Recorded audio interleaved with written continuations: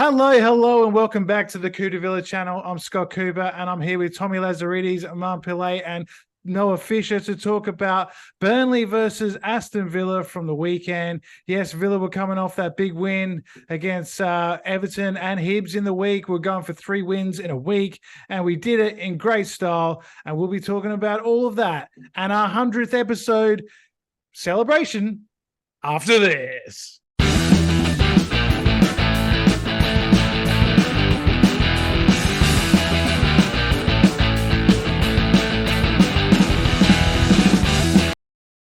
All right, so yes, we were at Turf Moor. Aston Villa were the visitors to Burnley, newly promoted side, and it was we were going for our second win out of 3 games, and that's exactly what we got, Noah. But before we get into that, I just want to say thank you to everyone. This is our 101st episode, but we are celebrating 100 episodes together as we're all here tonight, and we just want to say thank you for watching, liking, subscribing, and just being part of the Coop De Villa family. We respect and love all of you, and let's hope we can get to 200 episodes, and you guys are still sticking around. So thanks again.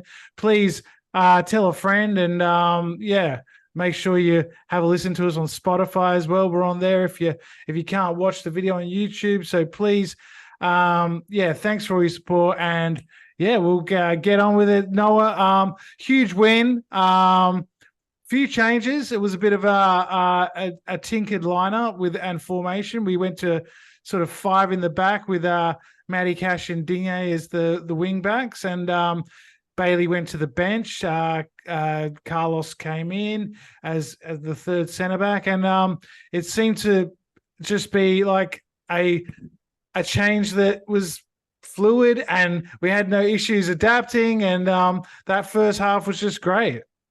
Oh, sensational. And I know we don't trust Olsen that much, but to have 2 keepers on the bench, and I'm just joking, we've had that a couple of times this season, but I forgot about Olsen. Yeah, and to be honest, he did okay. I know that was like one mistake. I was talking about Tommy not too long ago when he came out for the punch and kind of missed it, but besides that, I actually didn't feel too danger with him in goal, I guess I could say. I mean, the goal wasn't really his fault. He couldn't do much about that. But onto the first half, the Polish Cafu doing what the Polish Cafu now does on a brace. And he wanted the hat-trick, didn't he? Oh, he wanted it bad. He wanted that hat-trick. I think there was 2 shots. He had 2 cracks at it. But the second goal in particular, I just absolutely love the build-up play. I think there's a lot of videos going around on social media of it, just how clean we are. And something that we love doing under Unai Emery is actually playing away from home. We're very normally hard to beat away from home, obviously besides Newcastle this season. I think it's his 8th or 9th win since taking over Villa away from home, which is like the top 3 in the Premier League in 2023. So it's quite remarkable what he's done for our football club, and may it continue. Absolutely. And Tommy, that first goal, it was brilliant work from John McGinn to start it off. He turned his man, played a little ball through to Ollie, who took a shocker of a touch, got himself into all sorts of trouble. But his pass, which I will say was a shot, but managed to make it to Matty Cash, and he tapped it in. It was a great start. That was a pass. Yeah, absolutely. I was one of my mates, Joe Schiavello, actually, Big Joe, texted me Villa flying. And I just left a wedding. So I just dropped beautiful Steph girlfriend off at home. And I was watching it in the car, and I saw Villa flying, and it's about it was like 11:22 p.m. our time now in Melbourne. So I'm like, oh God, what's happened? What have I missed? And so I was just fast forwarding it 10 seconds while I was driving. Vic Police, please don't listen in. But so I listened in, and then obviously I saw Ollie go, and then someone mentioned like, oh fuck yeah, like Cash's goal at whatever minute it was. So I knew it was coming. And then, Cash at the back post. Great run, actually. Left back had him. And I think it was just that second or 2 laps. Great run by Ollie. I think McGinn polled 3, potentially 2 votes this game, just for doing all the dirty work and being involved in play. So it doesn't translate to goals or assists, but pulls a lot of the strings and orchestrates things in the background. And great tap in by Cash at the back post. I think I saw a stat. It was on... it wasn't on a Villa page. I think it was one fantasy prem. It said something about Matty Cash hasn't scored in 100 and something days. I reckon it was Brighton away. I reckon it was It was Brighton something away. like, then they got, it was one of them. He said he hasn't scored in this minute, and now he's 2 goals in 20 minutes. Yeah. So yeah, no, first goal was great, and then just really built on that. No one better than to put it away apart from Cash. I'm sure we'll touch on Diaby's brilliance. The guy's absolutely electric and just such a team player. Honestly, someone that you want in your team, someone that you expect to perform at that level when you pay 50 mil. I'm not going to name any flops, but there's probably a fair few that clubs have paid overs for and they haven't delivered. So I think Diaby's certainly paying dividends, and long may it continue for this season. Absolutely, yeah. He was great, and on the second goal, Aman, his little run behind Cash that sort of opened up the space for him to do the overlap. I mean, it's so intelligent. He's got the physical attributes. He's quick. He's got the dribbling and all that, the skills. But he's also such a clever player, and I thought he opened up that whole area, allowed Cash to run into the space and get a nice finish on his right foot. Yeah, I think people were commenting on the Bailey and Diaby connection early on, but I think he's such an intelligent player that he can play with anyone. So obviously, Cash on that right hand side, he just knows the exact timing of when to make a movement to drag the defender out of space, and then that goal was just elite movement. And you see from the cutback, he's not even looking to where he cut it back. He knows. Yeah, unreal. I guess we're so drilled with Emery now that, he knows and he expects someone to make that run and be there. He's such a good footballer. And it was just a great goal. I thought I was watching prime Barcelona for a minute. It was just the touch was just right into his stride, and then the cutback as well. Great goal. On that, Aman, just out of curiosity, was Bailey injured or was this a tactical change? I think he was on the bench. Yeah, he's on the bench. He was on the bench, and they're quite thin, I think. Was he hard done by? Because he scored in his last 2 games, hasn't he? So he was somewhat in form, and then obviously we shift to the back 5 with Cash in a naturalised right wing back role, and to be honest, that paid dividends. We're so team orientated now, though. Everyone has a role, and unfortunately, it's situational. Who do you drop in the situation? I think after I agree. I think after the Newcastle hiding, Emery wanted to sort of take a bit of pressure off Torres and Carlos and these guys that maybe haven't played as much, and put that third centre back in there.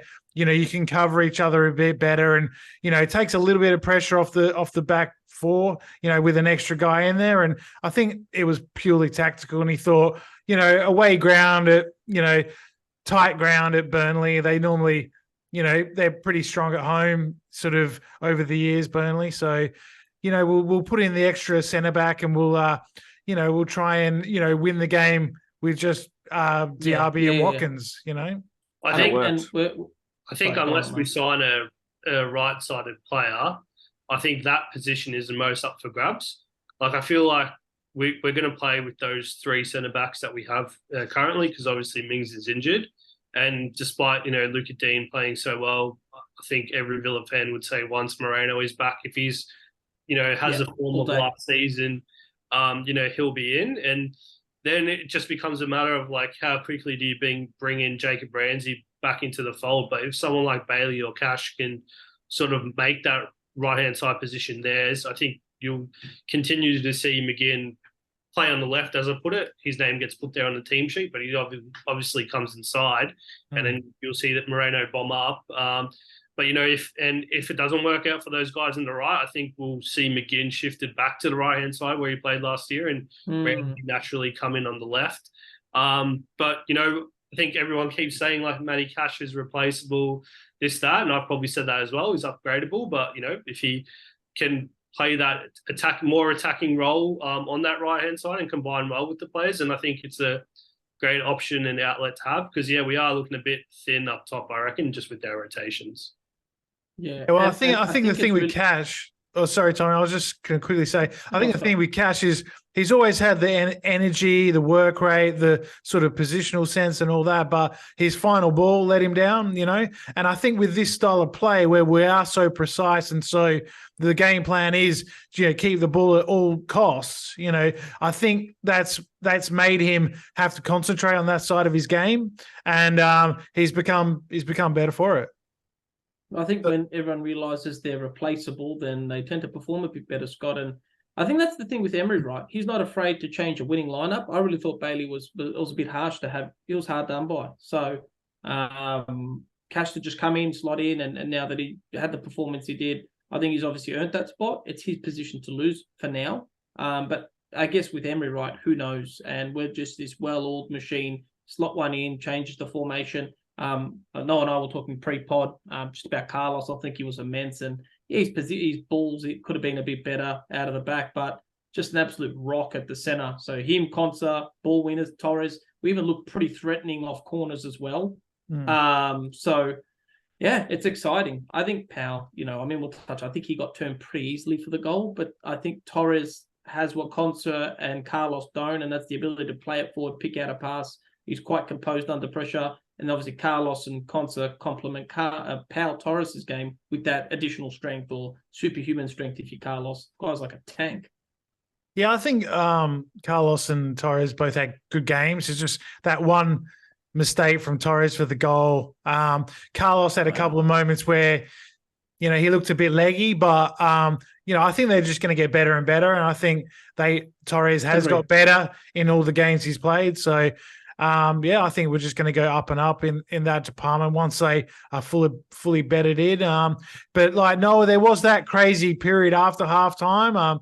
It looked like a totally different game. I was starting to get a bit worried, especially when they scored and, they were coming at us and we seemed a bit ragged there. Do you think that's, there's any reason for that? Do you think it's a psychological, mental thing, or do you think it was just that Burnley upped their game? Well, I was going to say I give total respect to Vincent Kompany. To be honest, I thought that he must have just yelled at them so much at the halftime break. They were shocking in the first half, and they're at home. It's their first home game of the season. They're always going to throw everything at the game. And look, did we panic? Probably not. But I think Burnley just started the half extremely well for that 10, 15-minute patch. And what's one thing you want to do, away from home is concede an early goal at the start of the game or at the start of the half. It's something you want to do, and we did that. And then look, they dominated until about, the 55th minute or something, and then we took control and scored that counter-attacking goal from Diaby, who just continues to prove why we splashed the cash on him. I think Tommy said that before, and the fans love the new chant about him, and it's just good times to be a Villa fan at the moment. I'm just buzzing. That's it, Tommy. Let's talk about that goal from Diaby. I mean, great work again from McGinn. He could have gone down and got a free kick. I think he was being pulled back, but his strength kept him on his feet. He got the ball through to Digne. Digne's just an assist merchant these days. Just pull him out for fun. Cuts it back onto the left peg, and it was just a controlled class finish, wasn't it? It was actually so well placed. It didn't look like it had a lot of pace on it. I think that just goes to show sometimes you can just pull the pace off a little bit and just go for placement.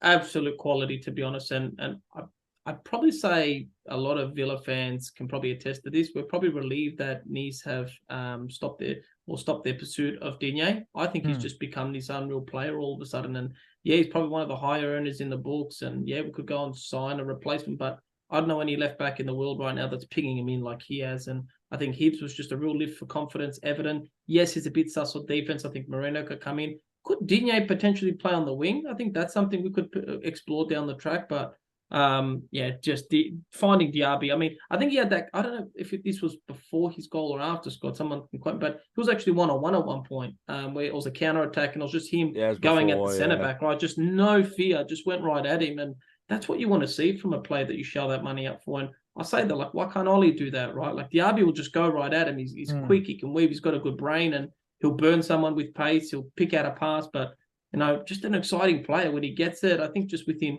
2 steps, he's already gained about 5-6 meters, right? Yeah. So just amazing strides, picks out the right pass. He's clinical. He's a fantasy Premier League gem right now, I think. So for those who haven't signed him, he's just racking up points, and it's never too late to wildcard guys and gals. So I think we've got quite a player on our hand. Well, I think we've got quite a player on our hand. Do I think there's another one? I know this is a bit of a segue and a digression. My answer's always got, but I saw a lot of people calling Duran erratic, and I probably do agree with that. So I really think we need proper competition for Ollie. I think Duran might get loaned out again, or it'll just be a couple of cameo appearances off the bench, but I think almost every position except striker right now, especially with Archer's departure as well. God bless him, wish him all the best, and hope he comes back a better player if we decide to buy him back. Probably learnt from the Man City mistake with Luiz. Yeah, well, I think we go on. Yeah, I think Duran should get hopefully a start in midweek. You would think in the return leg against Hibs. I mean, unless he wants to play Ollie and get his confidence up, because I mean, Ollie did have a few chances. Aman, he had a couple of glorious chances. There was the one where he sort of flicked it up into the goalkeeper's chest. They're a bit unlucky, and then the one where Digne, or was it Diabio? Someone's flashed. Yeah, it was Digne. Flashed the ball across. That was, I think, the best chance of the two. And he opened up his body side-footed, but it was straight at the goalkeeper again. Is this something that we should be concerned about with Ollie? Does he, I mean, like Tommy was touching on before, do we need someone a bit more clinical? Could Zaniolo come in and be that guy? I don't know if it's something to be concerned about where we're winning games, we're scoring goals. It'd be concerning if we weren't creating chances and, he wasn't finishing them off. I think he'll come good. We saw last year he's the type of striker that just scores in buckets, I think. And it might take him a few games to, warm up, I guess. Bad touch for the first goal, but he got the assist. Better touch, maybe he scores that one. And then the two shots he had, the first one, I think, straight at the keeper's chest, but probably too hard to maneuver it elsewhere. And the other one as well, just a matter of like opening your ankle up a bit more, I think. Just another centimetre and it's gone in, slid into the far post. But I think the main issue is you're not going to find a striker like Ollie Watkins that's going to give you the work rate off the ball. That's his biggest strength, and it plays into that whole thing about playing for the team. Number nines, they're the type of people that just stay on the last man and wait for the ball to get pinged across into the box and be in that 6-yard box, which is fine. But I think our game's built on pressure, on tactics, knowing when to make a press, knowing when not to press, and supporting. And I think he's the best person for the job. And I don't think we're going to find a replacement for him that's, unless we're going after like a big name or something like that, who I, to be honest, can't really think of. That's right. And that's probably a bit late in the window to, all the good strikers have either been bought or are settled where they are. And I'm not suggesting we get rid of him just for the record. He scored a hat-trick in midweek, and I'm sure he'll come good. But, Tommy, what did you think of Zaniolo on his debut off the bench? I thought he was quite lively. I think Ollie could have easily had a goal if Zaniolo decided to pass it, but he wanted to go for glory. True. And I will give Ollie credit that he went and patted him on the back, lifted him up, saying, all right, you wanted to go for your glory, pass it off the next time. And what does Zaniolo do? Not pass it off the next time and decides to ping it. Great shot. So I think he can create. He's really good in his little 1-2s outside of the foot pass. He actually hustles quite a lot on defense. I saw he just decided to I think he got fouled, and it wasn't reckless. He just decided to go and really hustle and trying to win the ball back, and I think he did. So I think he's really dangerous, and I think we've got a pretty good player in our hands if we decide to invoke the transfer fee post-loan. I don't know if it's to buy or option. I think he looks like a really good player, and literally seems like we've got quite half of Turkey's fan base. And we saw some techers from him as well, didn't we? When he slipped him through the guy's leg, sent him down the shop for a sausage roll. He's really good at the 1-2s, and I think he needs to understand that you may not get the ball always when you expect it, but just make the run anyway. And playing for the team, I think that's something Emery will now start to instill in him. It's more than just yourself, but I think he had that really good shot after not passing it off to Ollie, and looks like a strong guy. Super talented. I think it was just a little niggly injury. I anticipated he was out for a couple of weeks, but I think he might potentially start. I think he's actually ahead of Duran now, just based on that short cameo we saw. Just very impactful. Brings other players into the game. Like I said, I like his work rate. Is it like Ollie's? Probably not. But if you're 50% of Ollie, I think you're pretty good. And what I like about him as well is like he seems to have a bit of arrogance about him, a bit of self-confidence, a bit of love it. He doesn't care that if he misses chances, he's going to have a pop the next time. He's going to take the responsibility on, and he probably thinks he's a pretty good player, and why not? You need a striker like that sometimes. That's a bit greedy, a bit one-eyed. I think he wanted a debut goal, to be honest, just like Cash was chasing his third, and he probably should have had it, right? But, like, I think, I wouldn't say the game was put to bed, but at 3-1, we could probably take a few more risks than we usually would at that point in the game. Absolutely. And there's, of course, Noah, the transfer window is still open, and there's still quite a few rumours out there of players that could potentially come to Villa Park. The most recent ones I've seen is Ansu Fati from Barcelona, the young 20-year-old, I think he is, for a Spanish international.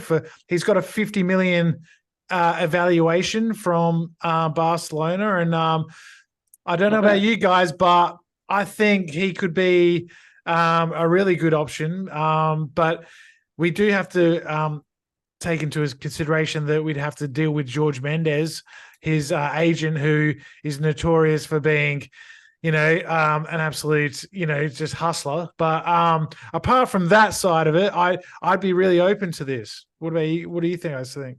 Well, I think that I'd be open to it. This player has a €1 billion release clause, by the way. I don't know if everyone knew that. So for him to be sold for €50 million is it's a cash deal, Noah. It's cash. There's no tax on that. It just proves how much it's dropped off. Account would love that. It's like he had so much hype around him. It just proves how much he's actually dropped off. Yeah, but so did Odegaard, and then he's revived his career in the EPL. Exactly. That's what I'm saying. It's all right. I was getting to that. Who does he come in for? That's probably the big question. That's what I was. Right? I don't think you got Ramsey to come back, and I think he's the Villa golden boy, so he's probably going to find a spot for himself in the team. Well, I think he's naturally plays off the left, so that would be sort of Ramsey. Yeah, I don't know. He'd be competition for Ramsey, maybe for Diaby, for Bailey, or whoever plays out on that side. But I think he could go into a rotation. He could play through the middle. He is flexible, just like Zaniolo and these other sort of players we're bringing in. So yeah, I'd be happy with him. There was the other guy, the Moroccan that we spoke about last week. That his name has the striker from Sevilla. He's from Barcelona. He's a left-sided player. He's a young guy, Eli Nusi or something. I think his name is Eli Nusi. He's from Sevilla. Huh? The El Yunusi is from Sevilla. And he's Tanzanian or something, isn't he? He's some weird national. Yeah. Okay, it's not him, but we did speak about him. God, do your research, mate. Come on. I don't know. It was someone else do it. I don't know. No, but and Acuna's the other one I've seen. He's still floating around. That's really dropped off. I think that's died off now that there's no interest in Digne unless the Saudis come with big money. Well, I think Digne at the moment is keeping his shirt. Even if he keeps playing this well, Moreno doesn't come straight back in. It just doesn't. I don't think so. No. You can't knock Acuna's out for 6 weeks as well, if I'm not mistaken. I read that. Who's this? Carlos Acuna from Sevilla, the left back. Yeah. He's injured for a month. Okay. I don't think he's about a year away from collecting his pension as well, the old prick. So, just take your time, Carlos. Play for the pension. Well, we got to play for something, and it's good that, Digne hasn't gone to Saudi and taken the money. Do we need another centre-back, Scott, just as reinforcements? Like Chambers is good, but I don't know, like maybe give him a cup game or two, but I wouldn't trust him in a Prem or I think we still got 4 centre-backs. Yeah. I mean, I guess it depends if we're going to play with 4 at the back or 5 at the back. If we're going to go 5 at the back, then I would definitely get another one in.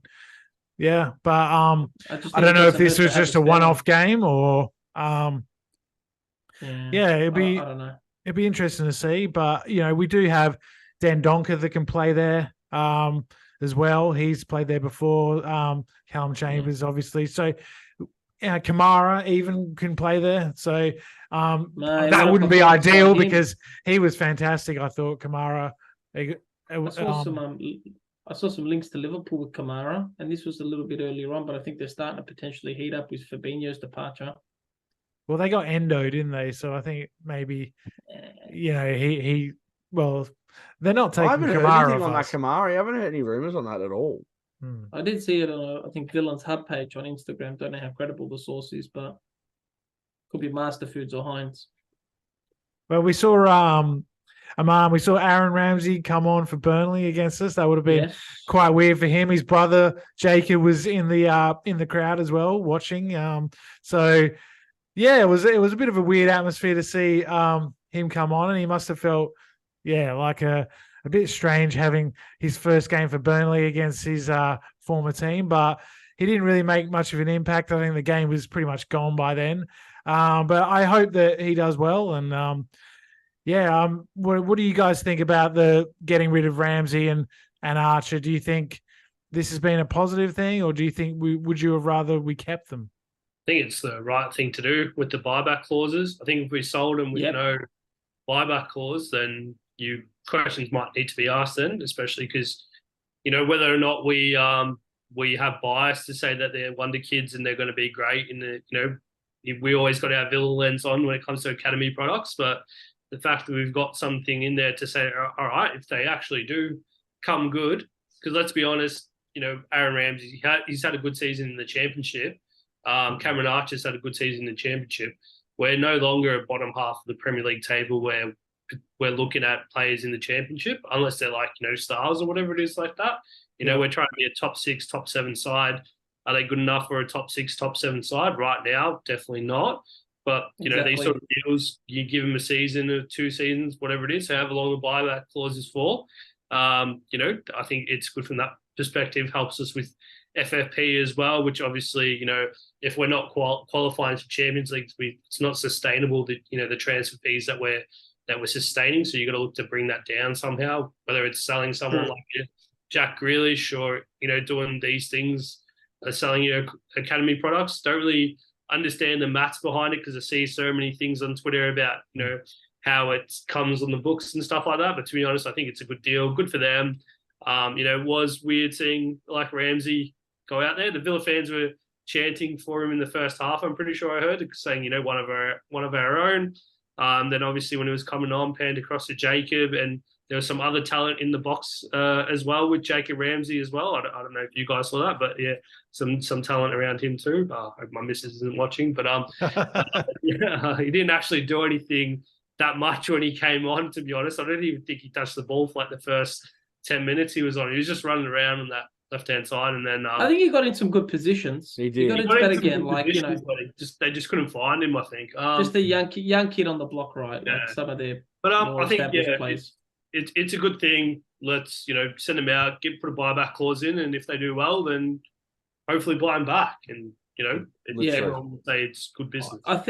I think also now it's like a new leaf for them, right? So if you prove yourself, you could potentially go back to Villa, but now it's like you almost cut ties with Villa. And it's a new leaf, prove yourself. I think £18 million, whatever we got for Archer, for an unproven Premier League player, or an unproven player in the Prem, is quite a good sum of money. And I just think the buyback clauses make so much sense. I mean, remember Dougie, right? I think it was Man City could have invoked the buyback, and they never did, thank the Lord. And, look at the plays gone out to be. So I'm glad that we've learned from our mistakes. So I think the buybacks are key. The fact that the club is in a situation to put buyback clauses on players just proves how good we're going.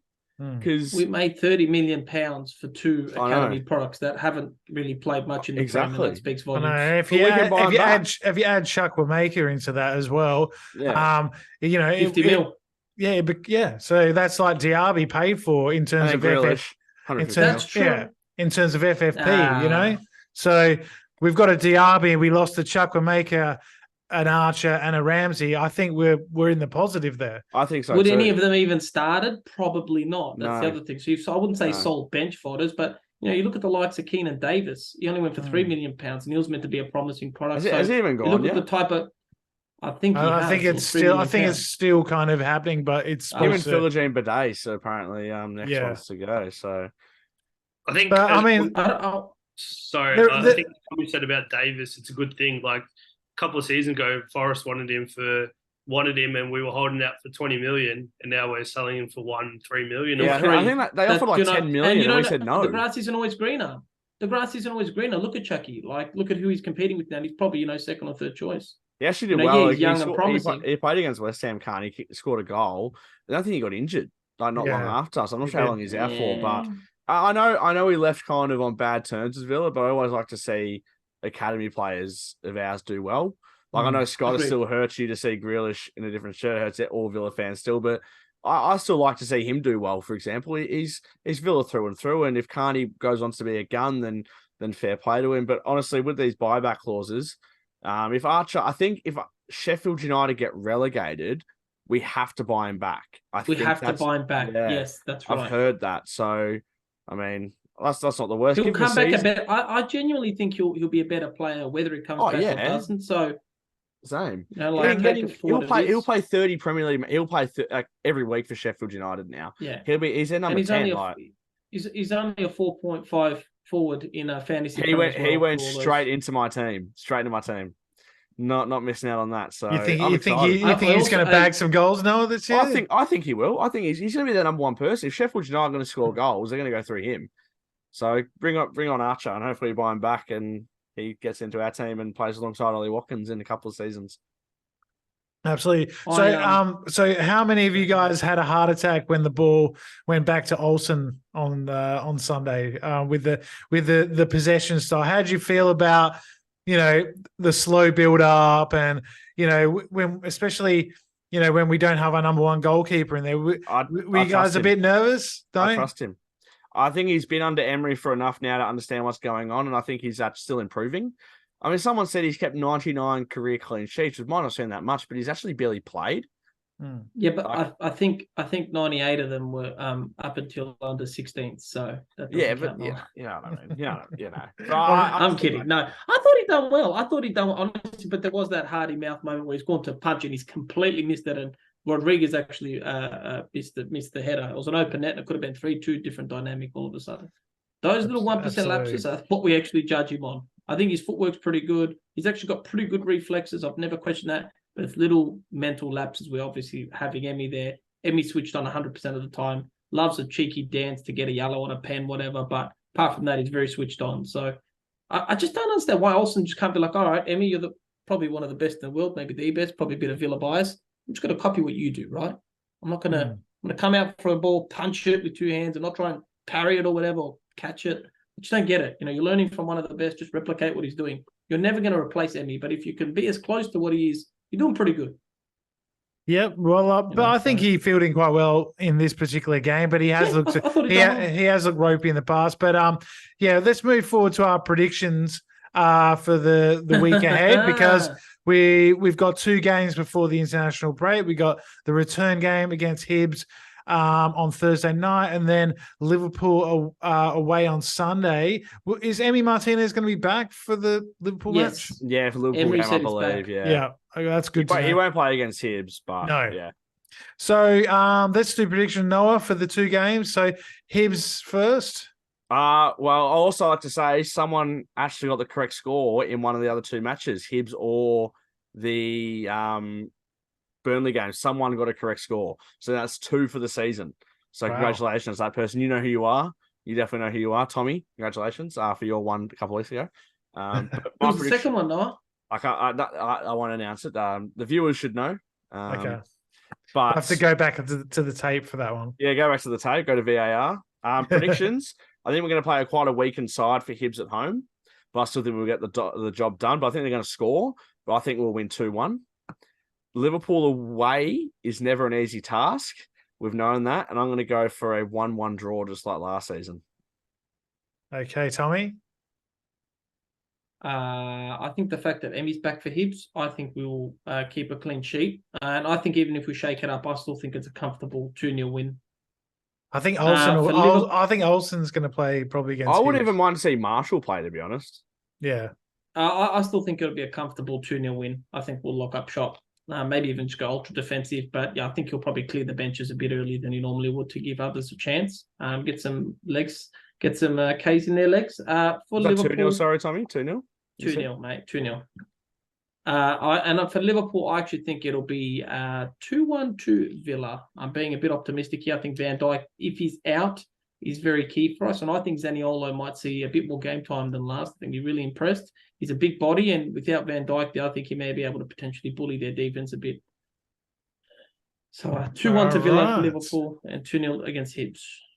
All right, Aman, what do you got for us?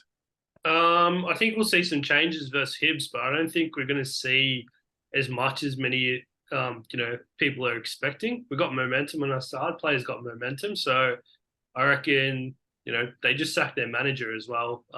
Yeah, saw that. We're playing at home, Villa Park, our first European game at home for quite some time. So I was a bit complacent with the away scoreline, but at home I'm going for a 5-0 win. Don't ask me who's going to score, but 5-0 win. And against Liverpool, look, maybe it's time to start predicting with the head as well. So I'm going to go 1-1 draw like Noah. You shit kickers, both of you. Look at your negative. Yeah, I'm going to go a 3-1 win against Hibs, and I'm going to go a 2-2 draw against Liverpool. I like that. Now, I will say in the outright leaders, there's an outright last and an outright third place now. So there is a leader and a second place. Have we announced changes? I believe we've acknowledged the great Roger. I think his surname's Rabbit, but yes, great Roger has said correct. An exact score is 6 or 7 points because he didn't say that. He said it's 4 points and 3 points for getting it right. So it's going to be 7 points in total if you get the correct score. Yeah, so all up, I'm glad you're in charge of all this, Noah, because it's all on my phone here. All predictions are good to go. So Scott, we're acknowledging the people, and Barry UK, I am back, just so you know, with the terrible hat. So I think I got game week 1 correct, Noah, didn't I? No, because you said it. You told me. You told me I got game week 1 correct. Newcastle, you did. Evident. Evident you got it right. Week two, yeah. So that's 7. We're backdating my 7, but I think it's only 3 because Rod. No, but Roger said shit hat is -4. I'll happily take the 4 points off. And just before we go, I just wanted to mention there was a couple of interesting results in the other Europa Conference League games.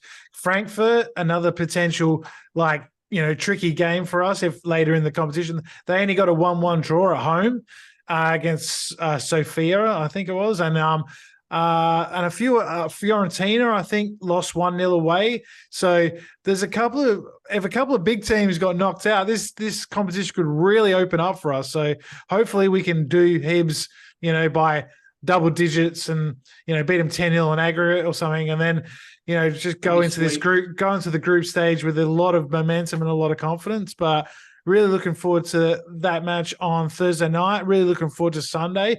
I can't believe there's an international break around the corner. I think it's way too soon. But Agreed. What are you going to do? If we could go into that with 3 wins in the Premier League and through to the group stages in the Europa Conference, it would be a perfect start to the season and would set us up lovely. But we've got to win at Anfield, and that's something we haven't done for a while. Since 2014, when Bonlahor scored the winner there, it was a header off a corner. I think he's on the Paul Lambert would have been the manager, I reckon, when we last won there. Yeah, well, there was also that game with Benteke scored and Vyman scored. Yeah, that was before that game. Yeah. So we did have a pretty good record there for a while. We had got a couple of draws as well, I remember. But at Anfield. Yeah, but let's get a win there this weekend. They're going to have hopefully 2, weakened centre backs, and that hopefully Ollie and Diaby and these kind of guys can make the most of that. But that's where we're going to wrap it up this week. Thanks for all your support. It's been a great 100 episodes. Thanks you guys for being on the podcast. It's been an absolute pleasure. And thanks for Troy as well, back in the early years. It's been fantastic, and we've got just more to come. And thanks for all your support, and we will see you after Hibs' second leg. All right, up the Villa.